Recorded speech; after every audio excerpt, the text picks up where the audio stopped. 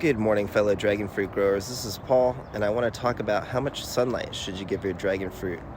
Well, first, it depends on the variety, but I have an interesting little experiment I want to share with you this morning. You can see it's dawn, and this plant here gets about 85% sunlight. So this is K, and if you look to my left, it gets shade from this bamboo forest, I guess you could say, in the afternoon. So again, 85% sunlight. And you can see it's been a prolific year for this plant. Now we did move it, and it's 5 to 6 years old, but we severely damaged its roots and it didn't matter.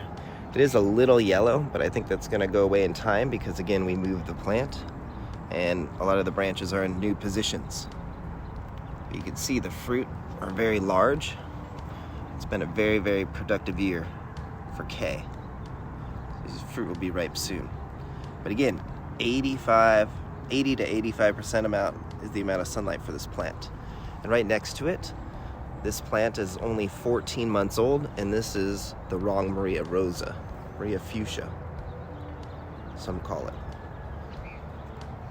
And you can see this is its first wave of fruit. And again, a lot of sunlight in the morning, and 85% it just gets some shade in the early, or the late afternoon, I should say. Around 4 o'clock to 5 o'clock on, it's shady in this spot. And you can see it's just very, very productive. So now let me go show you the same variety of plants with less sunlight. So you can see that these plants get less sunlight, about 50% of the day, I would say. And I actually have a wrong Maria Rosa here, 2 of them. You can see them right here. And these are actually even older than the other plant I showed you. It has not flowered yet, and they definitely haven't grown quite as much. And they're slower to wake up in this area. So I think these need more sunlight, certain varieties at least inside here. So I'll probably end up moving some of them. Here's K. And this one seems pretty happy in this spot. But again, it only has 1 flower bud. So it's a little behind the season. Ow, see it up there? Only 1 flower bud up here. So you can see there's a significant difference in the growth rate and productivity depending on how much sunlight these varieties get. So I think I'm gonna put more Solanacereus in here and different things that require less sunlight and move these plants out of here.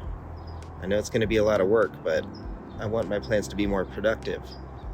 So hopefully that shows you a difference between the amount of sunlight exposure the same varieties get and how different the outcome is. Again, this giant California pepper tree is providing too much shade for these dragon fruit plants. Now I wanted to mention more about it depends on the variety, because you can see Hana is behind these plants and it gets even less sunlight. It's under this pepper tree and it's having the time of its life. I'll show you what I mean. Very, very prolific blooms this season. So I'm really excited to taste this fruit. Had lots of growth. It's just really, really happy here.